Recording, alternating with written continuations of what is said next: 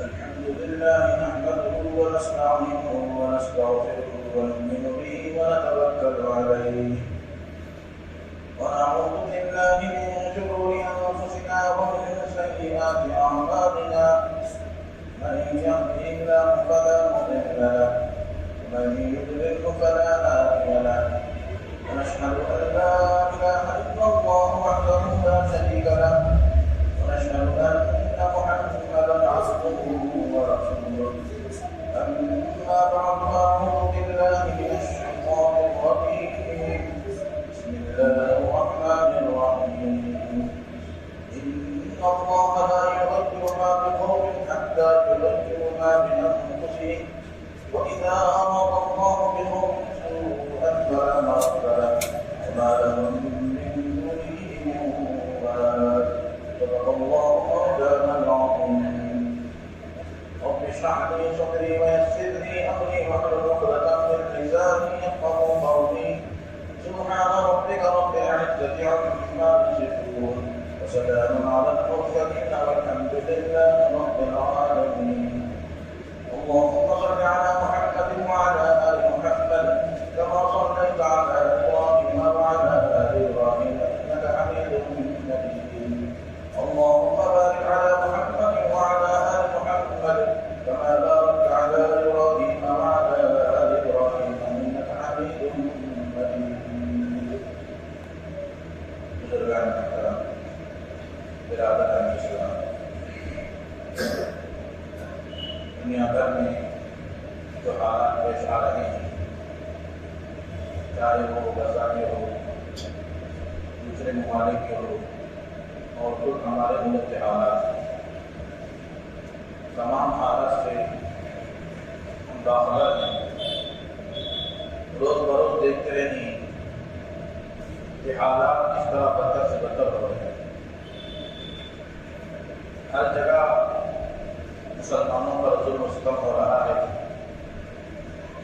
ان کے حقوق چھینے جا رہے ہیں ان کو تکلیف دی جا رہی ہے اذیتیں دی جا رہی ہیں اس کا صرف اور صرف یہی مقصد ہے کہ مسلمانوں کو اسلام سے دور کر دیا جائے مسلمانوں کے اندر سے ایمان کو ختم کر دیا جائے ایسے ایسے منصوبے بنا رہے ہیں تاکہ ان منصوبوں کے ذریعے سے دنیا سے اسلام مٹ جائے 1400 سال سے یہی کوششیں جاری ہیں آج تک بھی ہیں لیکن اللہ کا فضل ہے کرم ہے اللہ تبارک و تعالی قیامت تک اپنے محبوب صلی اللہ علیہ وسلم کے دین کو قائم رکھنا چاہتے ہیں تو مسلمانوں کی ایمان کی حفاظت فرما رہے ہیں آج کی دنیا میں بہت سارے ایسے مسلمان ہیں جو 100% ایمان والے ہیں لیکن ان کی تعداد کم ہے ہم دیکھ رہے ہیں کہ 200 کروڑ مسلمان دنیا میں ہیں لیکن اتنی تعداد کے باوجود ہماری کوئی حیثیت نہیں ہے ہماری کوئی اہمیت نہیں اگر ہماری کوئی حیثیت ہوتی اہمیت ہوتی تو دنیا میں کسی کونے پر بھی مسلمان کا ظلم و ستم نہیں ہوتا آج ہمارے سامنے بڑے بڑے ممالکوں پر مسلمانوں پر بمباری کی جا رہی ہے ان کو کاٹا جا رہا ہے ذبح کیا جا رہا ہے روز ان کے خون ندیوں کی طرح بہہ رہے ہیں اور بہت سارے مسلمان شہید ہو گئے بہت سارے زخمی بے گھر ہیں ان سب حالات کے باوجود ہمارے اندر کوئی تغیر کوئی بدلاؤ نہیں آ رہا ہے ہمارے اندر کوئی احساس نہیں ہو رہا ہے تو یہ ہمارے ایمان کی کمی کی علامت ہے آج مسلمانوں پہ آواز کیا نہیں ہے اللہ تبارک و تعالیٰ نے ہر طرح کے وسائل سے نوازا ہے تیل کے ذخائر ہمارے پاس، گیس کے ذخائر ہمارے پاس، سونے کے ذخائر ہمارے پاس، ٹیکنالوجی ہمارے پاس، طب ہمارے پاس، مال و دولت کا انبار ہمارے پاس اور میزائلیں ہمارے پاس،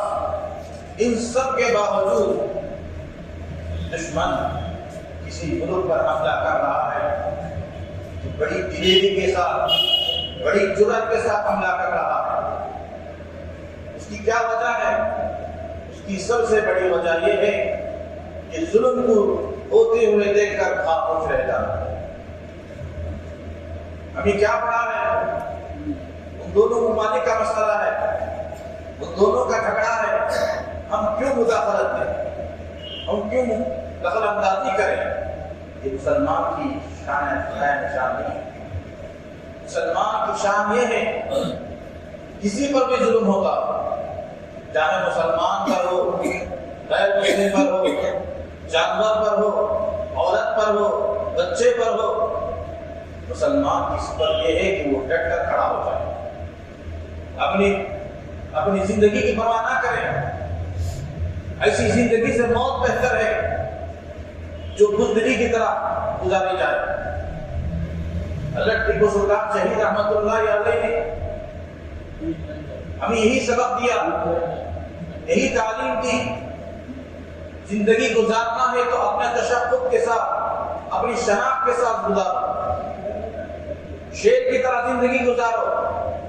غلامی کی زندگی نہ گزارو۔ 100 سالہ کیدڑ کی زندگی سے ایک دن کی شیر کی زندگی بہتر ہے۔ ایک دن جیوں گا، مسلمان بن کر کے جیوں گا، ایک دن جیوں گا، زندگی گزاروں گا انصاف کے خاطر، انصاف کو پھیلانے کے خاطر، ظالموں سے لڑتے لڑتے زندگی گزاروں گا۔ میرے ہوتے ہوئے کسی ظالم کو جرأت نہیں ہوگی کہ وہ کسی مسلمان پر، کسی انسان پر ظلم کرے۔ آج ہر جگہ ظلم ختم ہو رہا ہے، ہم صرف تماشا دیکھ رہے ہیں، اس کے لیے کوئی قدم نہیں اٹھا رہے ہیں۔ کتنے قوانین ہمارے ملک کے اندر اسلام کے خلاف بنائے گئے، بڑا احتجاج ہم نے کیا، بڑی تحریک کی، ظالموں نے احتجاج کرنے والوں کو، تحریک کرنے والوں کو جیل کے اندر ڈال دیا۔ ہم ڈر گئے کہ ہمارے ساتھ بھی یہی معاملہ ہوگا اور اپنی تحریک کو چھوڑ دیں۔ کبھی مسلمان اس طرح ادھورا کام نہیں کرتا۔ مسلمان کے اندر جذبہ ہوتا ہے، مسلمان کے اندر رغبت ہوتی ہے کہ میں زندہ رہوں تو اسلام کے لیے زندہ رہوں، میں زندہ رہوں تو میرے حبیب پاک صلی اللہ علیہ وسلم کی دین کو پھیلانے کے لیے، آپ کی تعلیمات کو پھیلانے کے لیے میں زندہ رہوں۔ اگر ان سب کاموں سے مجھے روکا جائے تو میں رکنے والا نہیں، چاہے میرے ٹکڑے ٹکڑے کر دیے جائیں، میں اسلام کو پھیلاؤں گا، ایمان کو پھیلاؤں گا، انصاف کو قائم کروں گا۔ یہ میرا عزم ہے، میرا ارادہ ہے، یہ مسلمان کا جذبہ ہوتا ہے۔ آج ہم حالات کا جو شکار ہوئے ہیں، یہ سب ہماری کرتوتوں کی وجہ ہے، ہمارے گناہوں کی وجہ ہے۔ اس سے پہلے بھی کہہ چکا ہوں، جن کاموں میں، جن معاملات میں ہم نے اسلام کے خلاف ہم نے کام کیا، ان معاملات پر حالات آئے۔ سب سے پہلے ہمارے ملک کے اندر مسلمانوں کی حکومت تھی، اللہ نے بڑی ذمہ داری دی تھی، 850 سال تک مسلمانوں نے حکومت کی۔ جب تک مسلمان اسلامی تعلیمات پر عمل کرتے رہے، تقوی و پرہیزگاری کا دامن پر جمے رہے، اللہ تبارک و تعالیٰ نے ان کی حکومت کو باقی رکھی۔ جب مسلمان پرست ہو گئے، جب مسلمان عیاش بن گئے، ان کی راتیں شراب میں لڑکیوں کے ساتھ گزرنے لگی، صبح کو دیر سے اٹھ کر دربار میں آنا، یہ سب چیزیں مسلمانوں کے اندر آئی تو اللہ تبارک و تعالیٰ نے ان سے حکومت کی۔ اللہ تبارک و تعالیٰ نے جس کو چاہے بادشاہ عطا فرماتے ہیں، جسے چاہے چھین لیتے ہیں، جس کو چاہے عزت عطا فرماتے ہیں، جسے چاہے ذلت عطا کرتے ہیں، یہ اللہ تبارک و تعالیٰ کی دین ہے۔ تو حکومت میں ہم نے خیانت کی، بددیانتی کی، حکومت ہم سے چلی گئی۔ اور اسی طرح شریعت کے مسئلے میں ہم نے بحث و مباحثہ کیا اور اس میں کمی پیشی کی، تو اللہ تبارک و تعالیٰ نے ایسے قوم کو مسلط کر دیا جو پیشاب کرنے کا طریقہ تک نہیں جانتی، یہ قوم اسلامی قوانین بنانے کی جرات کرنے لگی۔ حلال اور حرام کی تمیز ہم نے کھو دیا، مسلمانوں کو مرے ہوئے جانور کا گوشت بیچا گیا تو حلال پر حالات آئے، اس کی پابندی کا مطالبہ کیا گیا۔ حجاب کے معاملے میں ہم نے مذاق بنا دیا،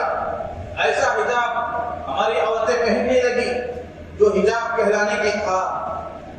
جو حجاب کہلانے کے لائق نہیں، جس کو حجاب نہیں کہا جا سکتا۔ جسم کی ساری بناوٹیں ان حجاب سے، ان برقعوں سے، ان پردوں سے نظر آتا تھا، ایسے حجاب عورتیں پہننے لگی تو حجاب پر آتا تھا۔ اسی طرح وقف کے معاملے میں مسلمانوں نے بڑی بددیانتی کی، بڑی کوتاہی کی۔ ہمارے آبا و اجداد نے مسلمانوں کے مستقبل کے لیے، اسلام کو باقی رکھنے کے لیے، مسلمانوں کے فائدے کے لیے اپنی زندگی کا قیمتی سرمایہ بڑی محنت کے ساتھ، مشقت کے ساتھ، مجاہدوں کے ساتھ جو سرمایہ انہوں نے کمایا تھا اپنی زندگی کا، وہ قوم کے لیے وقف کر لے گئے۔ مسلمانوں نے اس وقت کے ساتھ کیا معاملہ کیا؟ غفلت برتی، غیروں کو حوالے کر دیا، غیر قابض ہوتے گئے اوقاف پر اسے نظر انداز کر دیا۔ اپنی جائیدادیں جس طرح حفاظت کی جاتی تھی، اس طرح اوقاف کی جائیدادوں کی حفاظت کے منصوبے نہیں بنائے گئے، ان کی طرف نظریں نہیں کی گئی، ان کی طرف کوششیں نہیں کی۔ اپنی جائیداد کے جو کرائے ہیں، اس طرح کے کرائے، اوقاف کے کرائے میں آج جا کر دیکھیے بنگلور میں، حیدرآباد میں بڑی بڑی عمارتیں جن کا کرایہ ماہانہ لاکھوں میں ہوتا ہے۔ مثال کے طور پر کسی بلڈنگ کا کرایہ 5 لاکھ ہے، اس بلڈنگ کا کرایہ 5,000 وہ اوقاف کا ادا کر رہا ہے اور اوقاف کے ذمہ دار سے قبول کر رہا ہے۔ اسی طرح ملک بھر ایسے حالات ہیں۔ اس طرح ناانصافی کرنے کے لیے، غفلت کرنے کے لیے ہمارے آبا اجداد نے اوقاف کی تھی۔ اس لیے نہیں، اس لیے کہ ان اوقاف کے ذریعے سے دینی تعلیم دی جائے، مساجد آباد ہو، مدارس آباد ہو، خانقاہیں آباد ہو، اللہ کا ذکر کیا جائے، یتیموں کی مدد کی جائے، بیواؤں کی مدد کی جائے اور دینی ادارے میں خدمت کرنے والوں کی بھرپور تنخواہ دی جائے، ان کو ان کا حق دیا جائے۔ لیکن افسوس کے ساتھ کہنا پڑتا ہے،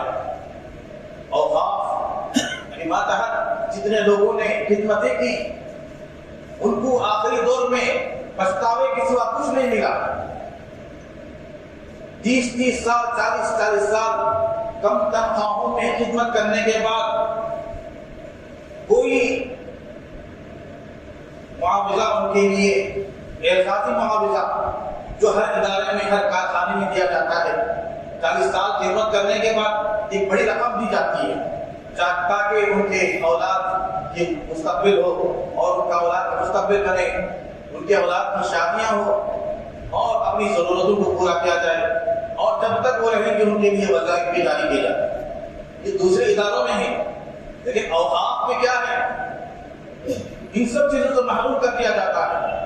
40 سال خدمت کرنے کے بعد اسے کوئی رقم نہیں دی جاتی اعزازی طور پر۔ ان فیصلوں کو سننے کے بعد غیر مسلم کہیں گے کہ ہمارے ادارے کتاب کا کیا بہتر ہے، ہمارے یہاں تو فارغ ہونے کے بعد بڑی رقم دی جاتی ہے جس سے ہمارے بچوں کا مستقبل بن جاتا ہے۔ اب بندہ جو ہے اوقاف کے ادارے میں خدمت کرنے کے بعد ایک تو پچھتاتا ہے، گھر والوں کے تانے، سسرال والوں کے تانے، اس کانوں کو سنتے سنتے وہ زندگی سے چلا جاتا ہے۔ اوقاف کے ذمہ داروں نے دینی خدمت کرنے والوں کی، اداروں کی خدمت کرنے والوں کی کوئی پرواہ نہیں کی، ان کا پورا حق نہیں دیا، ان پر ظلم و ستم کیا، ان کو ترسایا، ان کو تڑپایا، ان کی آہیں آج یہ لگا رہی ہے۔ مساجد کی خدمت نہیں کی گئی، اداروں کی خدمت نہیں کی گئی، حقداروں کا حق ادا نہیں کیا گیا، اور اسی طرح اوقاف کے معاملے میں گولمال کیا گیا۔ کئی ایسے مقدمے عیدگاہیں بیچ کر کھا دیے، اور فلاں زمین بیچ کر کھا لی گئی، اسے ہڑپ کر لیا گیا۔ یہ سارے مقدمات سے باقاعدہ میں گئے، تو دشمنوں کی نظر ان مقدمات کی طرف گئی، اور انہیں معلوم ہوا کہ ایک بستی میں، ایک شہر میں اتنی جائیداد ہے تو پورے ریاست میں کتنی جائیداد ہوگی اور پورے ہندوستان میں کتنی جائیداد ہوگی۔ آج ان اوقاف کی جائیداد کی جو قیمت ہے وہ اربوں خربوں میں جاتی ہے، کیونکہ اوقاف کرنے والوں نے 1000 سال پہلے وقف کیا، 400 سال پہلے، 500 سال پہلے وقف کیا۔ ان کے دور میں وہ جنگلات تھے، آج وہ شہر کے بیچ میں وہ اوقاف کی جائیداد ہے۔ ان کی اہمیت اور ان کی قیمتیں بہت زیادہ ہیں۔ اب دشمن چاہتے ہیں کہ ان جائیدادوں کو کسی نہ کسی طریقے سے ہڑپ کر لیا جائے، ان پر قابض ہم ہو جائے۔ اس کے لیے انہوں نے وقف ترمیم بل لایا، اور اس میں یہ کہا گیا کہ جو وقف کی جائیداد تھی، ان کے کاغذات اگر نہیں ہیں، دستاویزات اگر نہیں ہیں، تو وہ سرکاری زمین ہے۔ آپ بتائیے کہ 400 سال پہلے کے کاغذات کہاں رہیں گے؟ اور اس قانون کی وجہ سے ہماری وہ زمینیں سرکار کے خزانے میں چلے جائیں۔ اور اسی طرح اگر کسی زمین کے معاملے میں لڑائی جھگڑا شروع ہو گیا، کسی نے جا کر کہا کلکٹر کے پاس کہ فلاں زمین جو ہے وہ میری زمین ہے، اور اس کے دستاویزات بھی نہیں، اور خبر یہ دیا گیا کلکٹر کو، کلکٹر فیصلہ کرے گا کہ یہ جائیداد جو ہے وقف کی ہے یا غیر وقف کی ہے۔ آج تو رشوت کا بازار گرم ہے، دعویٰ کرنے والا لٹے گا، کلکٹر کو رشوت دے دے گا، کلکٹر اس کے حق میں فیصلہ کر دے گا، تو وہ وقف کی جو زمین ہے وہ لٹیرے کے ہاتھ میں چلے جائے۔ اور اسی طرح بہت سارے کالے قوانین ہیں جو سراسر اسلام کے خلاف ہیں اور ہندوستان کے دستور کے بھی خلاف ہیں۔ ہندوستان کا دستور یہ کہتا ہے کہ ہر اقلیت اپنے اپنے مذہبی طریقے پر زندگی گزار سکتا ہے، اس کو جینے کا اختیار ہے، حق ہے۔ اور یہ جو وقف کے متعلق جو ترمیمات کیے گئے، یہ سراسر ہندوستان کے دستور کے بھی خلاف ہے۔ اس لیے میرے محترم بزرگوں اور دوستوں، آج بھی جاگنے کی ضرورت ہے، کھڑے ہونے کی ضرورت ہے۔ غفلت اتنے دن ہماری زندگی غفلت کے ساتھ گزر گئی، آج ہم نے غفلت کا مظاہرہ کیا، غفلت سے کام لیا، تو مستقبل میں بڑے نقصانات ہمارے پاس آ جائیں۔ جو آگ بڑھ رہی ہے وہ ہماری طرف بھی بڑھ رہی ہے، وہ ہم تک پہنچنے سے پہلے ہمیں اس آگ سے بچنے کا اہتمام کرنا چاہیے، اس کی تیاری کرنی چاہیے۔ ان کالے قوانین کو مسترد کرنے کے لیے، ان کالے قوانین کو ختم کرنے کے لیے ہمارے علماء جو ہے ایک تحریک چلا رہے ہیں، اور اس تحریک میں بھرپور حصہ لیں، اور اس میں اپنی طرف سے کوئی فیصلہ نہ کریں، جذبات میں نہ آئے، اور کوئی اپنی طرف سے قدم نہ اٹھائے، بلکہ ہمارے اکابرین کے ہدایات پر عمل کریں، ان کے اصولوں کے پابند رہیں۔ اگر خدا نخواستہ ہم نے خود سے فیصلہ کر لیا، ہم جذبات میں آ گئے، تو بڑا نقصان اٹھانا پڑے گا۔ تو آج جو دور ہے تو ہمیں تحریک کرنے کا دور ہے، ہمیں حرکت میں آنے کا دور ہے، اور اس کے لیے مسلم پرسنل لا بورڈ اور دیگر تنظیمیں اور یہ مجلس ایک احتجاج کرنا چاہتے ہیں اتوار کے دن، اور اس میں بھی ہر بندے کو چاہیے کہ اس میں حصہ لے، اپنے کاروبار 1.5-2 گھنٹے کے لیے بند کر دے، اپنی نیند 1.5-2 گھنٹے کے لیے بند کر دے، اپنا گپ شپ 1.5-2 گھنٹے کے لیے بند کر دے اور اس میں شریک ہو اور پرامن کی انتظار کیا جائے اور اس میں شریک رہے۔ جب جب بھی اس طرح کا موقع ملے اس میں شریک رہے۔ آج کے دور میں یہی سب سے بڑا تہوار ہے، یہی سب سے بڑی تحریک ہے۔ اور ساتھ ہی ساتھ اللہ تبارک و تعالیٰ سے دعا کریں، یا اللہ ہماری غفلتوں کی وجہ سے، ہماری کوتاہیوں کی وجہ سے، ہماری نااہلی کی وجہ سے یہ ہمارے آباء و اجداد کا قیمتی سرمایہ غیروں کے قبضے میں جا رہا ہے۔ یا اللہ تو ہی حفاظت فرما، اپنے فضل سے اسے تو مسترد کر دے، اس قانون کو ختم کر دے اور توبہ استغفار کرے، اللہ سے رجوع رہے تو اللہ تبارک و تعالیٰ جو ہے توبہ کو قبول کرنے والے ہیں، دعاؤں کو قبول کرنے والے ہیں۔ حضرت یونس علیہ السلام کی قوم پر عذاب آیا، انہوں نے سچے دل سے توبہ کی، ایسا نہ کرنے کا عزم کیا تو اللہ تبارک و تعالیٰ نے ان سے اس عذاب کو ہٹا دیا۔ یہ جو کالے قوانین آ رہے ہیں یہ اللہ تبارک و تعالیٰ کی طرف سے عذاب ہے۔ ہم اللہ سے جڑ جائیں، اللہ سے گڑ گڑا کر دعا کریں تو اللہ تبارک و تعالیٰ ضرور ہماری دعاؤں کو قبول فرمائیں گے۔ اللہ تبارک و تعالیٰ سے دعا ہے اللہ تبارک و تعالیٰ مسلمانوں کے اندر اتحاد اتفاق نصیب فرمائے اور مسلمانوں کو غلبہ عطا فرمائے اور ظالموں کے منصوبوں کو ناکام فرمائے۔ آمین و آخر دعوانا الحمد للہ رب العالمین۔